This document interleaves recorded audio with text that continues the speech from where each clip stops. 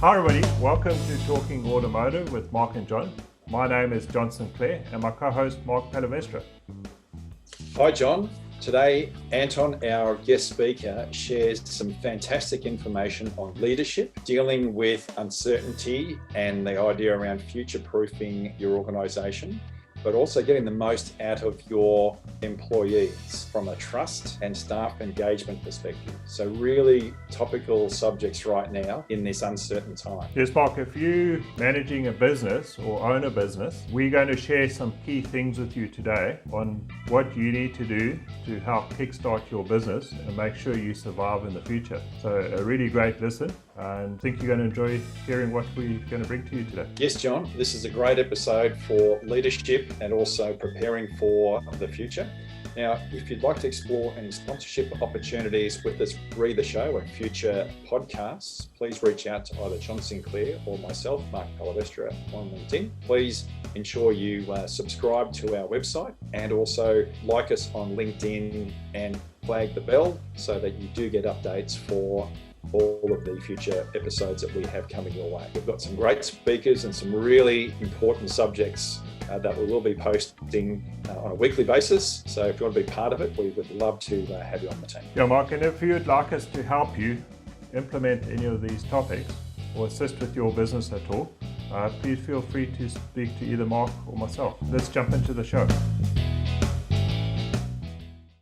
With 30 years experience in auto logistics and state-of-the-art locations in 5 major Australian cities, Precar Fleet Services is an independent division of Precar Services, offering specialty fleet fit-outs for commercial applications ranging from simple tray and tow bar fitments to fully bespoke service body and accessory installation. With quality assured safety, compliance and standardisation of vehicle builds, Precar Fleet Services are a premier all-in-one solutions provider for commercial vehicle fleet operators, leasing companies, and original equipment manufacturers. For further information on how Precar Fleet Services can assist in solving your commercial vehicle fit-out needs, please visit precar.com.au and click on the link to Fleet Services.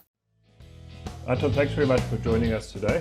I think it's a really challenging time for both business owners, managers, and that to really get to grips with the changes that are happening across the industry. And so it's very important for us to try and get a better understanding of everything that's happening and what you can do from a leadership point of view. Now, you're a real expert in this area. You've worked globally across many countries, including China, Middle East, Thailand, Australia, South Africa, Europe. So you've got a strong corporate senior management background, and now you're into your own business in it. You're author of 2 books, Leadership Through My Lens and The Transformational Leader. And you're also a keynote speaker, a mentor, an HR expert, and you focus to empower leaders. So you cover a very broad range of topics and a lot of in-depth knowledge of the subject. So thanks very much for joining us. It's great to have you on the show. And we're really looking forward to having some good discussion around what managers and leaders can do right now to help secure their future of their businesses. So thanks very much for joining us. Thank you very much, John, and thank you, Mark, for having me. I really, it's an honor for me and a real privilege to join you in this conversation. Really appreciate it. Thanks, Anton. Now, I'm keen to ask the first question here, and the first one is around 2 things that are amazing. It's fear and uncertainty and the future. We hear a lot of businesses and innovators talk about needing to future-proof their business as if the future is always going to be bad. So when we look at the fear and uncertainty right now with COVID, I'm keen to get your perspective as to what are the top things that leaders need to focus on when supporting their employees and businesses in these uncertain times? Yeah, Mark, it's a really great question, because if you think about the whole situation where we're in, it's almost like you can draw this imaginary line. If I, for instance, go into your office, or maybe not use you as an example, but I walk into somebody's office and they have a conversation with somebody, and maybe they're not having a great day or something is really wrong, and then they respond to a customer not in a good way. And I turn around and I've heard the conversation. I say, well, that what you said is a little bit below the line, don't you think? I wouldn't have to explain to you or anybody else what that really means, because we know what that line means. And so the analogy that I'm using here is the position that we're in is we're either below or above the line. We're either into fear or we're into courage. And I think that we are absolutely, as human beings, supposed to be worried about what's going on for ourselves and our businesses. And we have these emotions that are happening all the time. And so we need to recognize that that's the case, and then recognize that we are actually functioning in fear rather than into courage, and then say, well, what are the things that we need to do as leaders to get above that line, to stay above that line, to say, well, in my business, what are the things that I need to do that takes decisions to be courageous, to say, well, maybe I need to go that route. Maybe I need to embrace some of this uncertainty and help my people to get out of that fear. So, Anton, we're seeing the complete change in the new normal, and we're not quite sure what that new normal is going to be at this time. Are we going to go back to how it originally was, or are we going to get sort of a hybrid between working from home and working from the office and that? So there's still a lot of uncertainty. What's your view of the future of leadership in this sort of space at the moment? Where do you see future leadership? I'm a firm believer in the fact that we will not go back to where we used to be. I think there's a lot of potentially maybe media or other places that would want to tell you, well, go back to what we were and we just can't wait to get there. I don't think it will ever happen. And I think it won't happen for three reasons. The one is how we live, how we work, and how we use technology. So those are the three things that have changed. So if you think about it, how we live now and how we were forced to live has changed dramatically for us. And in most places in the world, it's still very much like that. It's like a hybrid environment, as you mentioned. So we're living in a situation where, we don't have to travel to work anymore often. So there's time that we have. And so some of these things, how we live, has changed for us, and we actually like it. There are some of the things that we don't like, but some of it we like, and our preference have changed. The preference, how we work, has changed. So suddenly we were forced into a situation where we have to have meetings virtually, we have to have conferences virtually, we have to have get-togethers virtually that we never were able to do before, and we avoided that, and suddenly it actually works for us. People have found a way to do that and say, well, this is a lot more flexible for us. We actually work in an environment that we like, and we don't want that to change. And then how we use technology has changed. We thought that we were going into the fourth industrial revolution, but we found out that we couldn't even do the third industrial revolution properly because we couldn't work Zoom properly or have these meetings. And then we had to find out how to do that. And now we like that. So what I'm saying, John, is that our preferences have changed. There are things that have changed for us that we don't want to go back into. We need to know that difference what it is, but we also need to know that if those preferences have changed for us, they've changed for our employees and they've changed for our customers. They are feeling exactly the same. And so that's where we have to adapt and know that we will never go back to where we came from. Anton, we hear a lot about the leadership mindset, and that leaders have to have an agile mindset. What is an agile mindset, and why is it important? Yeah, I think that an agile mindset, and agile is a kind of big word that we use, but it really means that you are able to look at things differently. You are more flexible in your approach. So maybe I'll answer the second part first. If you are not agile, then you just keep the traditional kind of mindset, and you will not grow, and you are not allowing your company to grow. An agile mindset is one of curious. Firstly, I think that curiosity is a really important thing for a leader, because curiosity is that ability to test the status quo and not take no as the only answer. You got to be optimistic. That's the second leg of what an agile mind means. You've got to be optimistic, and optimistic doesn't mean positive. Optimistic means to provide hope, to say, well, we don't know exactly how it's going to work out, but it will work out. And if you think about it, how awful it is sometimes when you're in conversation with somebody that is really pessimistic, the world is going to end tomorrow, nothing really is going to work out. And it's almost like you get repelled by a conversation like that. And the opposite is true. Optimistic people attract other people to them, and leaders that are optimistic, that can provide hope, is really such an important leadership trait. The third leg of an agile mindset is this whole notion of being an empathetic leader, really understanding what is in people's lives, what are they thinking, what are they saying, what are they feeling, and what are they doing, and really understanding what are the needs. And empathy, I often get this to say, well, empathy is not a strong leadership trait. In fact, it is incredibly strong, because empathy is not sympathy. Sympathy means that you feel sorry for somebody. That's not going to help them. Empathy means that you walk a mile in their shoes, that you really understand what is in their lives. And then fourthly, I think it's your ability to embrace uncertainty. Know that the world is uncertain. Know that things are not going to be the same and say, I'm okay with that. I can't fight that. Understand what are the pieces I can control. And then lastly, it is, apart from being embracing uncertainty, it's that ability to learn from failure. Because if you don't try something new, if you don't have courageous leadership to put yourself out there, to try new things, to try how are you going to get your company to embrace some of these things that are so difficult right now? And if you can do that, then sometimes it will work out and sometimes it won't. And you need to be okay with that. So it's that ability to learn from failure. So I think these are the 5 things, Mark, that creates an agile mindset. And it's not easy. These things need to be embraced. They need to be practiced all the time. And you need to be very mindful of those things because some of them don't come naturally to us.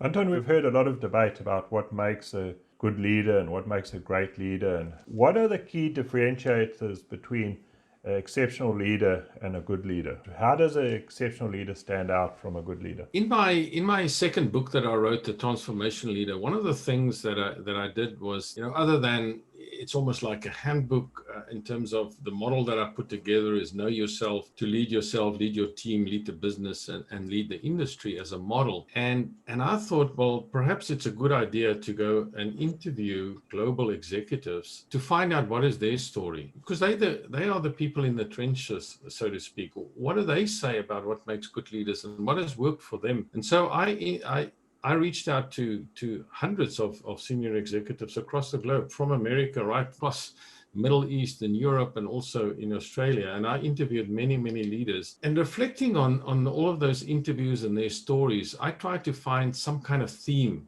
through all of this. What are they saying? What makes them successful? What makes their company successful? And I found 3 reasons in the end to say, well, these are the 3 things consistently that these great leaders do. I think the first thing is they understood purpose really well. And purpose is not your mission or your vision. The purpose is what you stand for, and that you can put together in a sentence or 2 that you can understand for yourself, for your company, that employees and your customers can understand. So this is what you stand for, and these are the non-negotiables that you have in your company. And secondly, is that they're absolutely clear on behaviors. And these are leadership behaviors. No matter what rank, what position, how much money they bring into the company, if they're a really great salesperson or they're a fantastic finance person or an auditor, or it didn't matter. What they knew was that these were the boundaries on leadership behaviors, and anybody that steps outside those behaviors,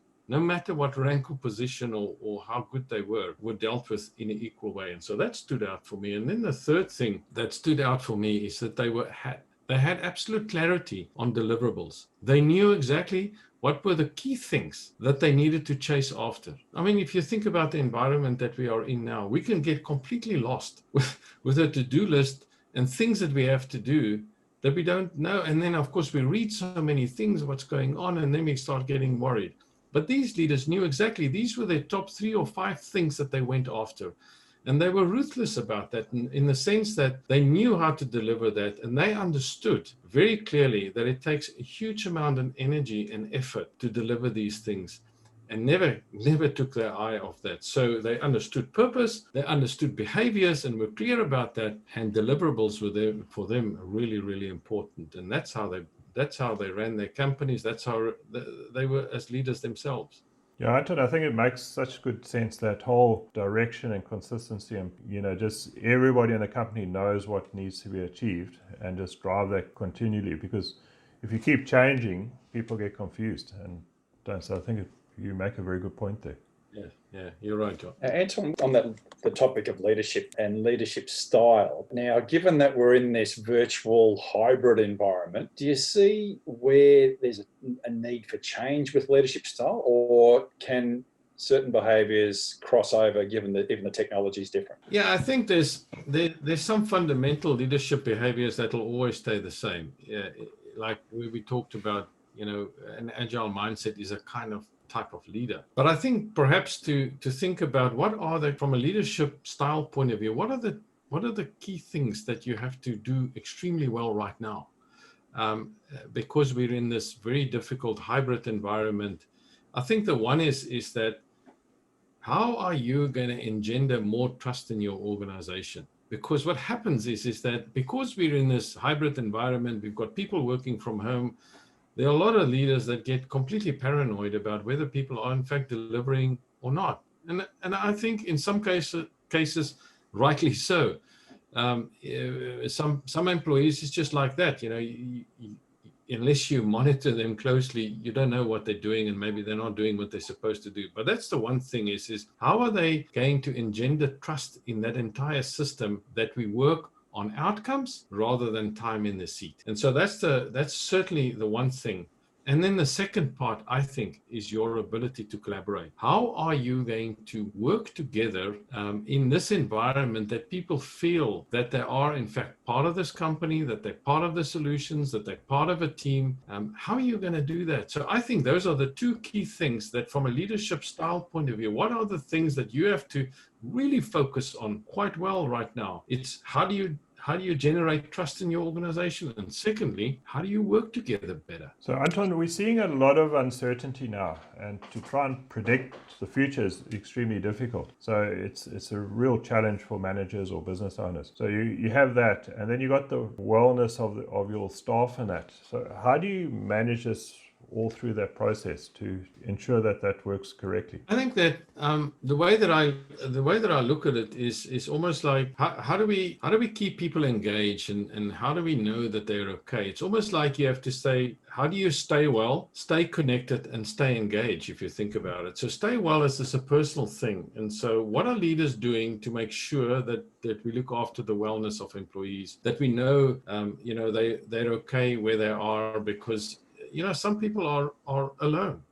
Some people have been in lockdown for a long time. I mean, we find that out in the environment that we are in right now. I mean, I live and work in Melbourne, and so this is our second lockdown for another 6 weeks. And so if companies don't look after employees to know from a wellness point of view, are they okay? And this is not starting a meeting. Now we have another virtual Zoom meeting and go around the table and ask people, are you okay? Is there anything bothering you, and so on, and then tick off that box and say, well, I've asked people if they're okay. That's not going to work. Leaders have to have a very specific time frame where they make time to individually speak to people to find out. Remember this thing that I said earlier about empathy? What are in their lives? What are they thinking? What are they feeling right now? And so that's firstly, I think, really important. And stay connected. Stay connected is how do we connect with everybody? How do we engender that ability, not just in meetings, but separately connect? And how do we connect with our families? And how do we connect with everybody around us? And so that's where leadership plays a very important role, to make sure to encourage people to connect all the time. And then stay engaged is what is our ability to deliver meaningful work and to make sure that people stay engaged in their company and feel like they are contributing towards the future success of the company. So I think stay engaged and stay well and stay connected is if you think about it, very simple terms, that's what I think you do in this environment right now. Anton, engagement is a big challenge, like attracting and retaining people. And you mentioned this whole Zoom session, and here we are, we're doing one right now, which the irony is not lost on me. But I'm keen to get your thoughts for those that are running teams that are in different locations and require tools such as Zoom or Teams to interact. How do you maintain the engagement in those meetings when you've got someone on the other side of the country that's picking up their phone, they're getting distracted with texts, they maybe not even, they might have the camera off and just making lunch or doing whatever.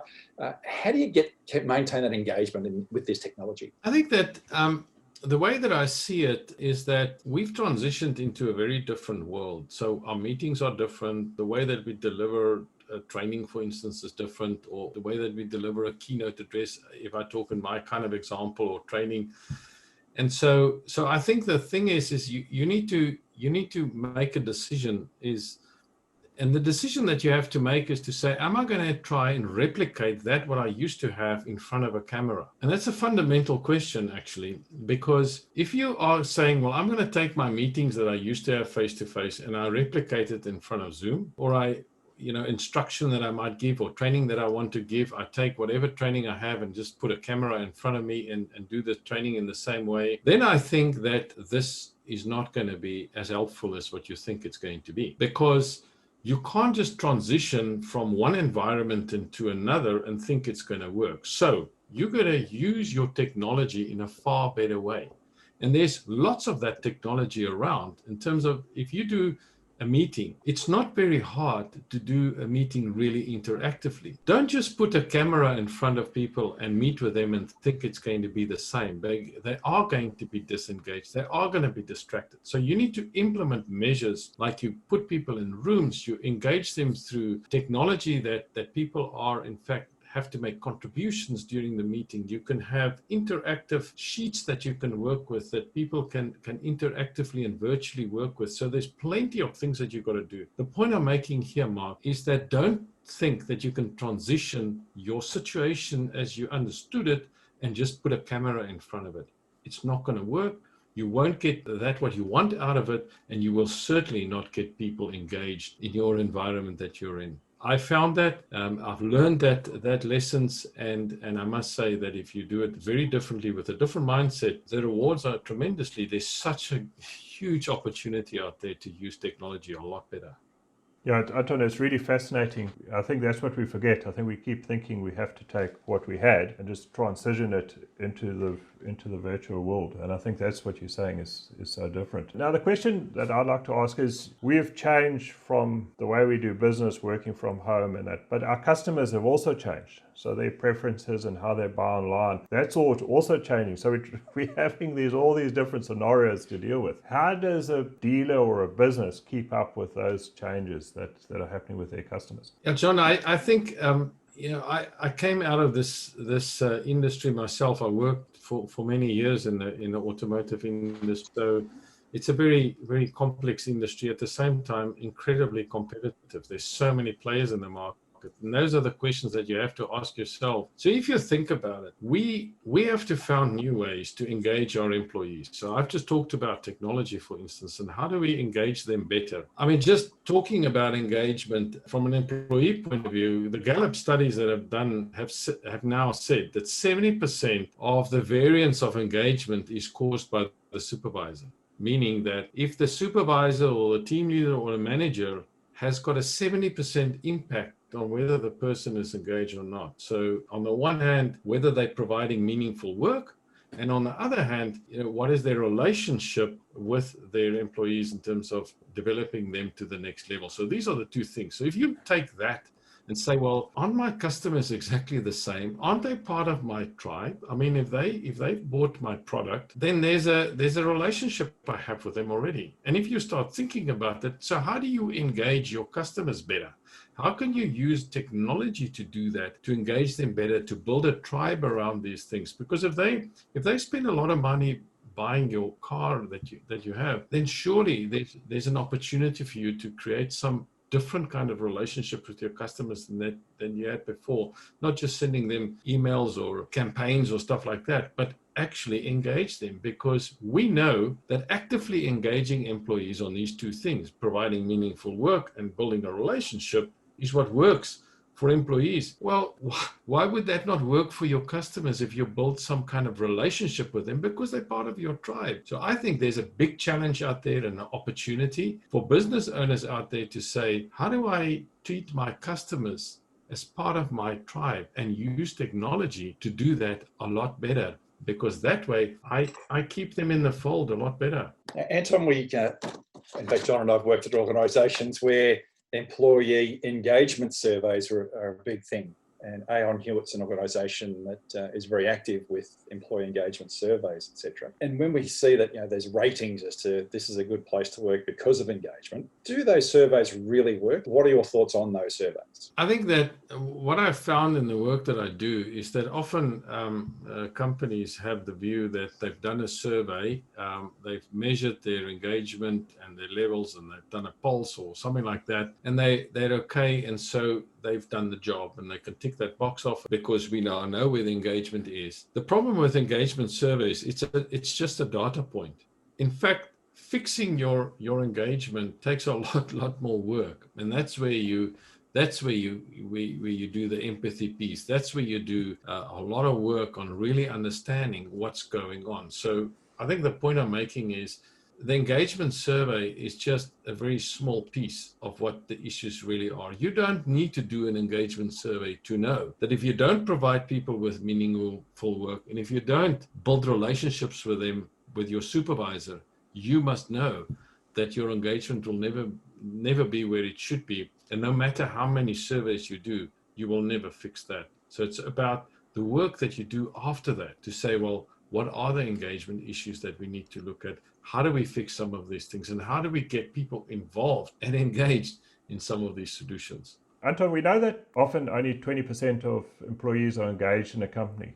Can you discuss what causes that and how we can improve those sort of figures? Yeah, I think that it goes to perhaps the point I made a little bit earlier. I think the thing is that it's true that between 15 and 20% of employees are engaged, and then about 60% are not that engaged. And then you've got a lot of people, 20% or so, that are actively disengaged. And so it's almost like the people who are disengaged and not engaged are resentful and undermine a lot of the work that you're trying to do with other people. So it's not just a question of focusing on the 60% that are somewhat engaged. It's very important to understand that there are a group of people generally in your company that could undermine and be resentful about what's going on. So it's very important to focus on that. And so the issue here is so what are the things that you need to do in order to actively engage people? And so it's very much sitting in the first instance with your leadership in your company and your supervisors at all levels, because we know the statistics will tell you that the reason why you have such large turnover, and I have no doubt that the industry that you are all working in and know of and consulting is a huge turnover. And one of the biggest reasons why we have this turnover is because people leave their companies, not because of they want a better culture or a better supervisor somewhere else. They leave it because of what they're experiencing in their company. They're actually going to a thing that they don't know. But it's so bad for them that they leave because of what their culture on their company is and what their supervisor that they are experiencing. So their relationship with a very next level person that they deal with is critical in companies. And if you have to ask me, where should you focus your attention on? It's development and helping your first level, second level, third level, any level of manager and supervisor to say, well, what are the things that you need to engage your people a lot better? So Anton, you mentioned the people leave a manager. Am I hearing that right? So right. They'll leave a manager before they'll leave a job. Right. So that engagement level for that immediate supervisor is critical to make that piece correct. And it's the sector that is the group in your business that are disengaged, that are potentially going to harm the engagement of everybody else, because they're the ones that will greet the new hires that have just started and say, oh, this place, this guy, he's a bad person, or they don't really care about this, and they set the negative tone straight away. So the new hire, who knows nothing because they've just left another manager somewhere else, right, have come to this business hoping, and this is where they've got courage to come to this new business, they're being optimistic and they're getting dealt with pessimism as soon as they walk in the place. So given that potentially can spiral more negativity, and it may be a dumb question, is there a link between engagement and company performance? I have no question about that. I've seen it in my experience over and over again that there is a huge link between company performance and engagement. And the simple reason for that is, if you think about it, I mentioned people that are disengaged or actively disengaged, or either resentful or alternatively they undermine. So they undermine other people, they undermine the work that you do. On the opposite end of it is that you get people that are actively involved. And so if you have supervisors and managers that are able to have leadership abilities that provide meaningful work on the one hand, and on the other hand, building a relationship with their people to develop them to whatever level that is that they want to get them to, then those employees start getting involved because they feel that people are caring about them, they feel that they want to develop them, they feel that they belong. So if you think about it, That's the opposite end of undermining. And so feeling like you belong, you're involved. And I mean, the logic next step of that is that it relates into performance. It relates into creativity. It relates into innovation. It relates into, I want to help my company to become better because they're helping me. And that's just a natural thing that happens. So there's no question about it. And I just wanted to perhaps explain why you will find better performance, because people want to help. They are involved and they are invested in your company. Now, Anton, can I just follow on the question from there? Is because we've often heard managers come into business and they say, well, I inherited all these guys, I have to change everybody. Or even we used to hear Dr. Jack Welch used to say, well, we need to have the bottom 10%. I have to turn them over every year and create competition. Do you think those type of things work? Or do you think everybody is inherent to be good and have the ability to do well? And it's just a matter of the management improving. Yeah, sorry, it's a bit of a curve ball, but I thought no, really, not at all. I'm a humanist kind of person, right? So I'm a human resources guy. So I believe in the honesty of everybody, which of course is a great strength, but sometimes a weakness as well. So I love to, you talk about the Jack Welch theory about, the bottom 10% and so on. I lived through some of that in my corporate environment, although I wasn't in General Electric, but I worked in a global US company that also embraced some of this top 10%, below a 10%, you've got to turn them over. And so there's value in a thought like that to say, well, you do have differentiation. Not everybody aspires to the same positions. Not everybody performs at the same level. It's true. The problem is, once you pigeonhole people into all of those areas, the negativity that you get in the organization, you just create so much fear, and you destroy so much of your leadership in the company, because people say, well, I don't want to work in this environment because I can't trust this. I don't know when I'm in the bottom 10%, because the logic is maybe it works in year one. In year two, well, where do you get this new 10% from now again? And I think I lived through that, and the negativity around that is just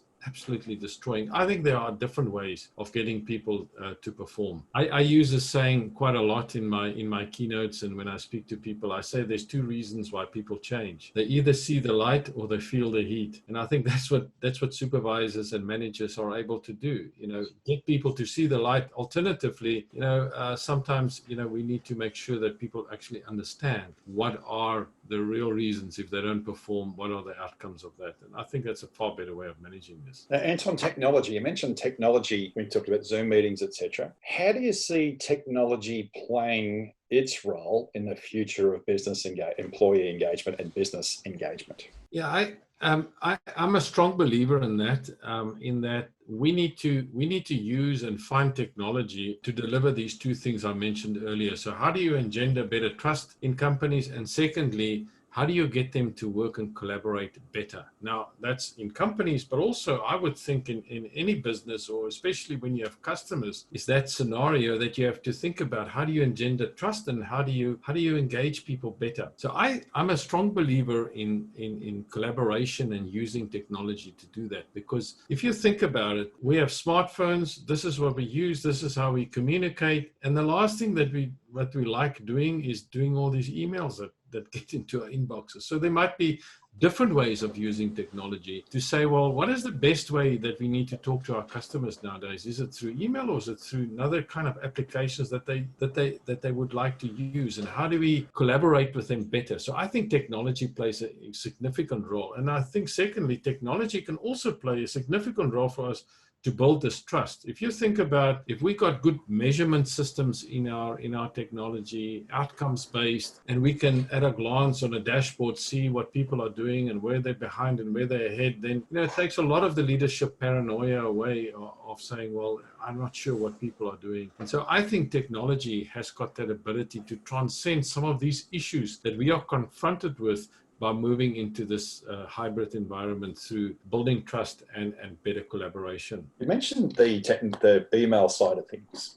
One thing I know, John, you and I noticed as the years have progressed, the amount of emails emails that an OEM would be living with on a daily basis, an OEM operative, is in the hundreds per day. And just a ridiculous amount of time is spent forwarding and these group emails, and the risk around that, where you get overburdened with the minutiae of so many emails, and you'll have a very important email that'll be embedded somewhere in amongst all the rubbish.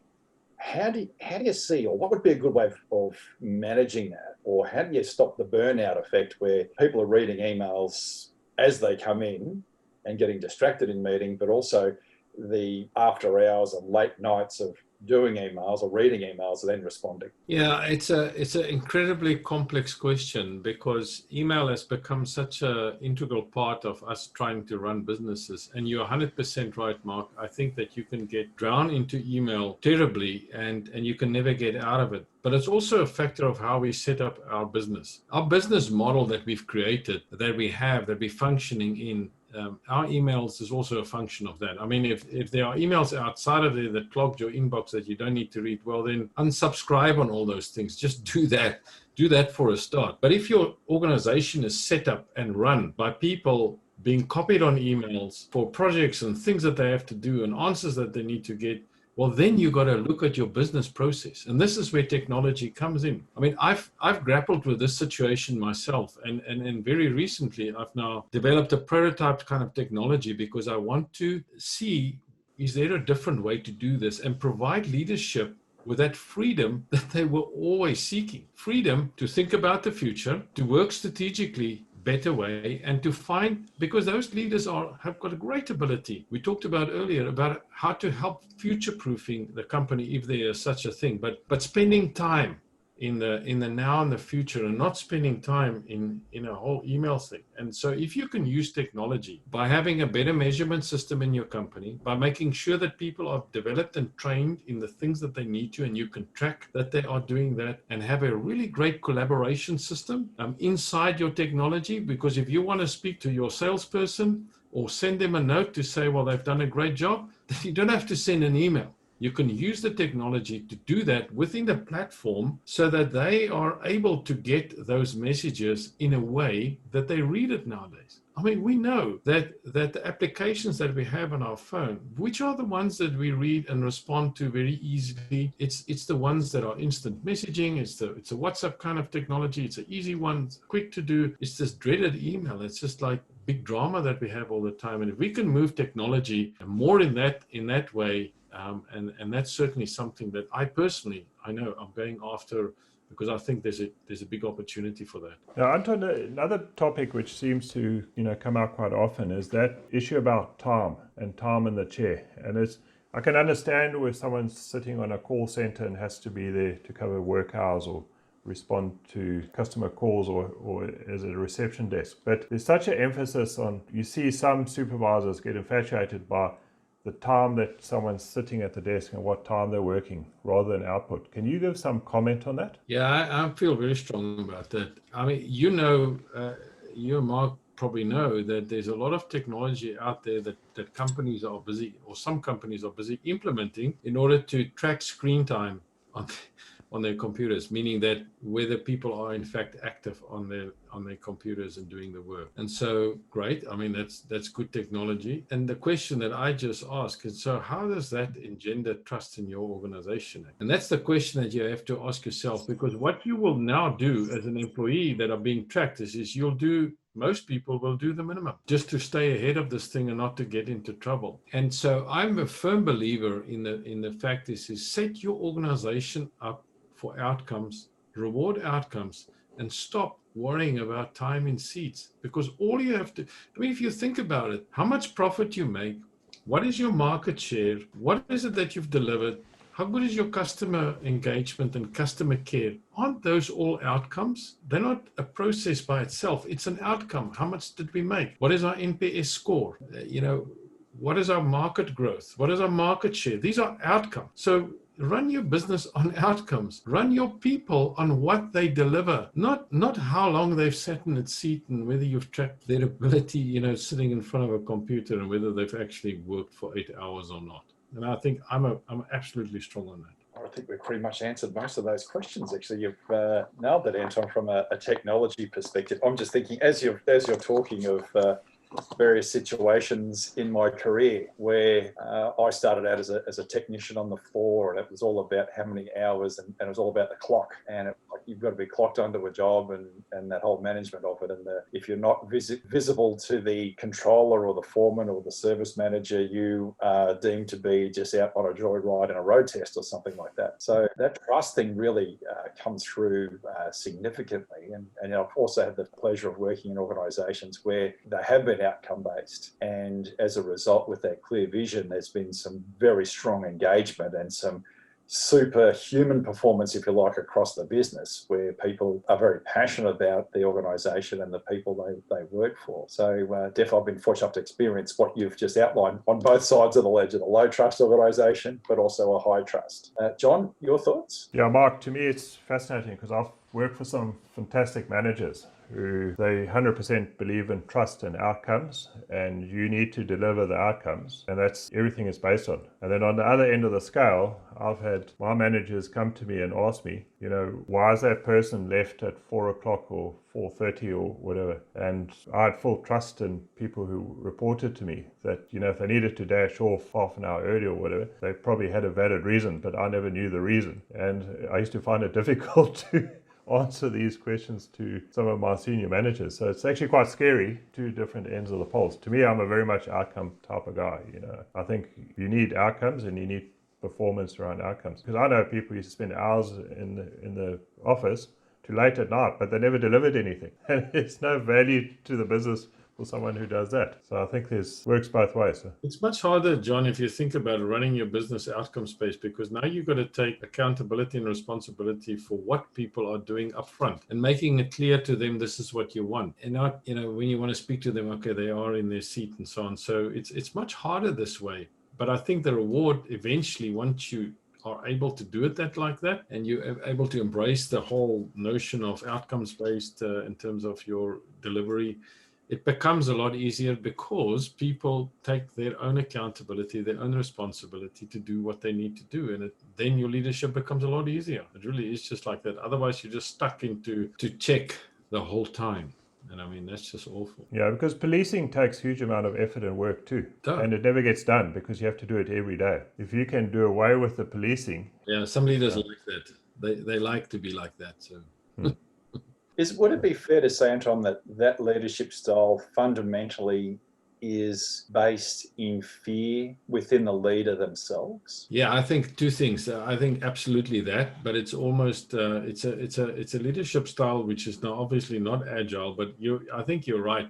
It's a fear in their own ability, whether they themselves can't embrace this uncertainty. They themselves are not agile. So I think you're right. I mean, people that are not confident in their own performance, people that are not confident in what they are able to deliver, can't get people and allow them the space to go and do that. They're just too worried about they're going to make mistakes, and then they're responsible for it and all that sort of stuff. I think you're 100% right. Yeah, but I think that also comes with the control, Anton. People trying to control all the employees. So a good manager, you'll promote your people and give them exposure to the hierarchy of the company and let them go and do presentations and that. And you do run a risk that they might make an error or might make a mistake, and that you'll be accountable for that. But that's what you need to do to help develop your staff, because hopefully they'll step into your position and step up the company going forward. But a lot of managers are wary of that. Yeah, John, and it's also a generational thing, very much so, because I think that you and I and Mark are probably, I think, from the same kind of generation.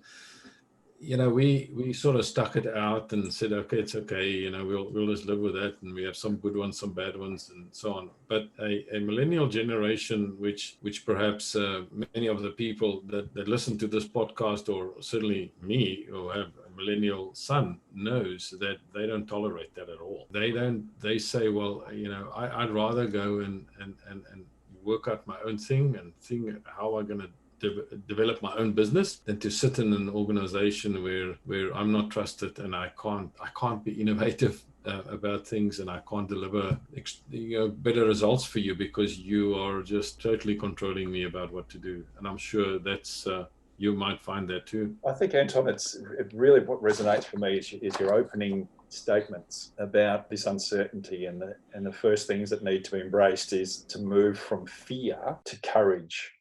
Because human nature is, if there's a decision to be made, our brain is programmed to think, hang on, that situation, what am I scared of? And we run through our list of fears. If we tick through and there's no fear that relates to that particular activity, we go, okay, let's proceed and do this. So we've all got our fears and insecurities in some way, shape or form. But the key, one of my key takeaways from what you've said, and it just resonates all the way through, is this courage. You have to have the courage to let go. And John, in your instance, the example you gave where some managers don't want their direct reports to present, is the fear that the direct report will show them up, or the fear that they'll be found out in some way, shape or form for one of their weaknesses. It's the courage that manager needs to have to show that I am developing this direct report because I embrace the future. I'm not scared of the future, that if this direct report can ascend to my role, I should be able to then ascend to another role. But if I'm just guided by fear that I'm never going to get another role, therefore I will suppress everyone else below me because I want to protect. You get in, and that's that negative mindset that kicks in. Am I reading that right, Anton? Yes, you are.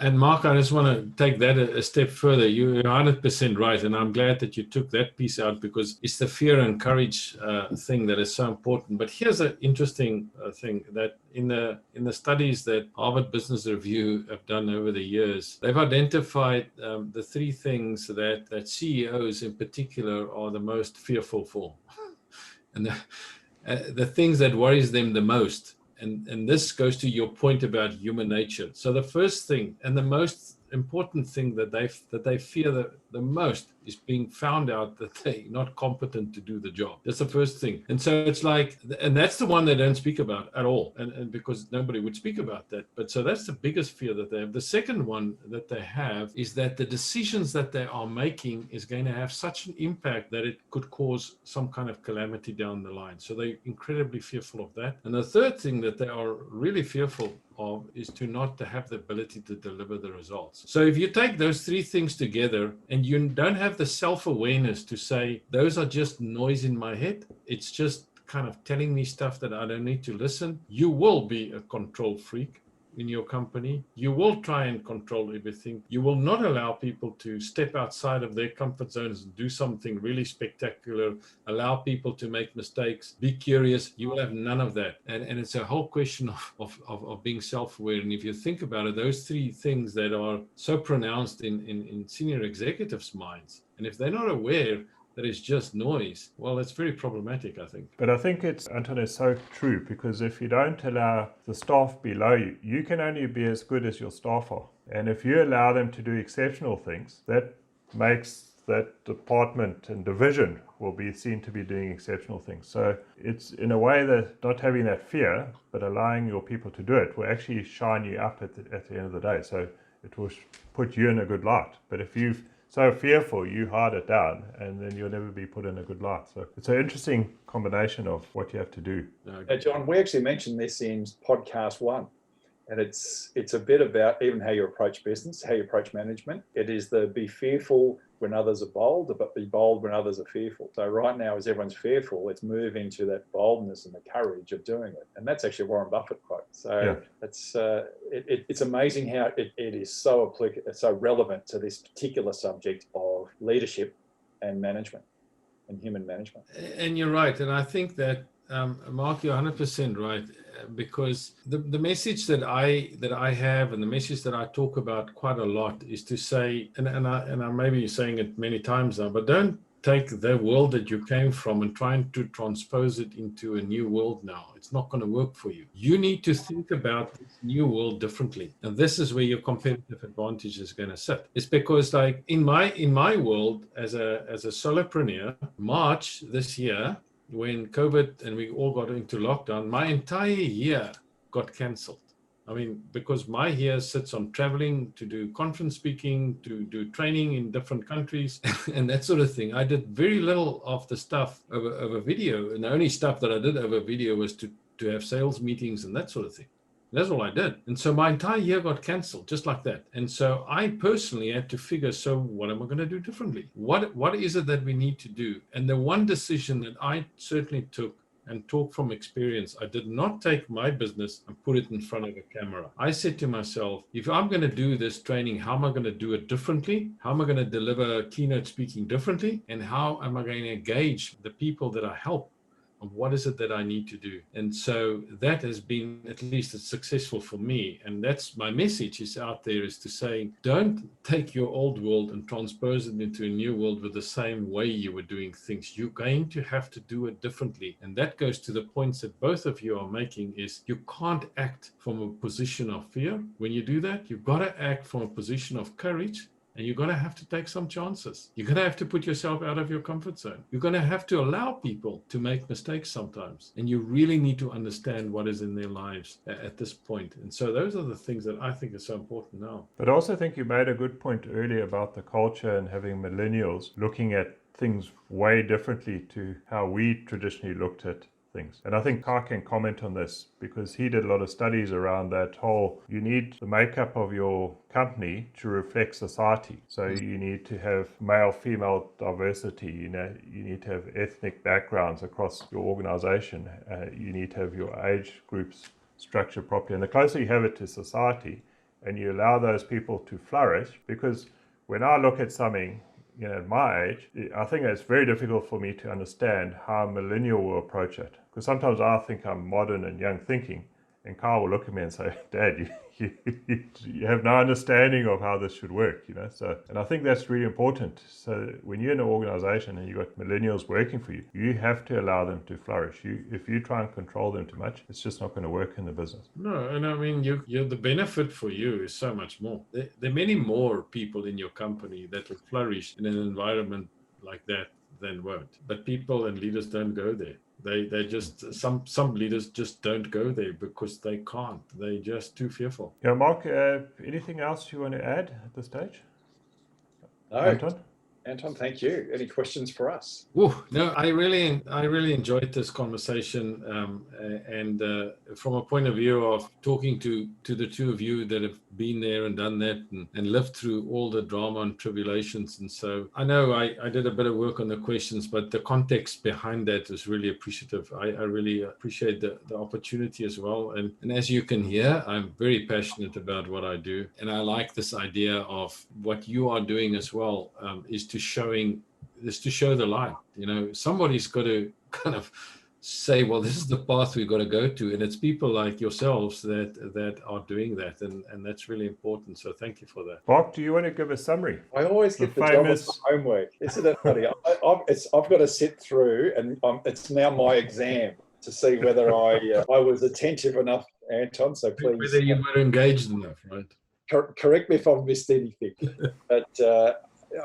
Thank you, Anton, for today. I'm just keen to, as a summary that I took away from today, and just keep your feedback on, I think the critical one is this move from fear to courage. And that's the negative side of fear and how it can really impact leadership and performance, and this courage and embracing and being bold and trust. And this is where courage comes into play, where you actually have to let go of some control in order to reap some return. Because how we live, work, and the technology has changed, and we're not going to go back to what it was in this country, pre-March, and globally pre-December. So the second thing is what we can change with that fear and courage is to have that agile mindset where we embrace growth and curiosity. So we want to open our mind and be optimistic. And the key word that you mentioned, and I loved, was the word hope, because we need to have hope and challenge the status quo, because it's changed from what it was significantly. But then when we look at our people and humans, people make the difference, because people are the difference in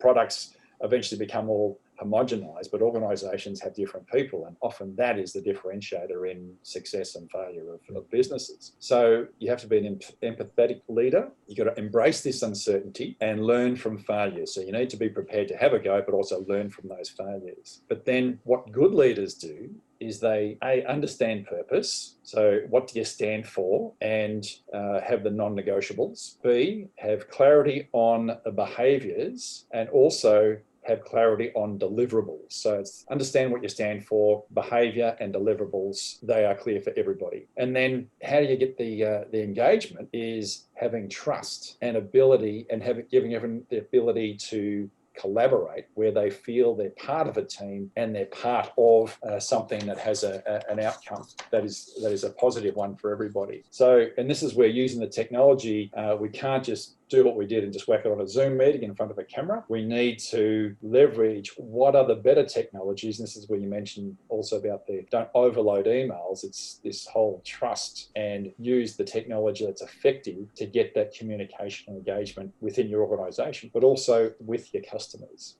Because ultimately, when people leave your business, they're leaving the manager or their direct supervisor more so than the business. They're leaving something they know that they don't like and going to something that they don't know, but hopefully like. So that's where they're being bold when they leave, but it just shows that they'd rather take a risk than to stay with the status quo. So have I missed anything? That's extraordinary, Mark. I hope I get this recording because I've never heard somebody playing back to me what I said. It sounds great, actually. So it's just...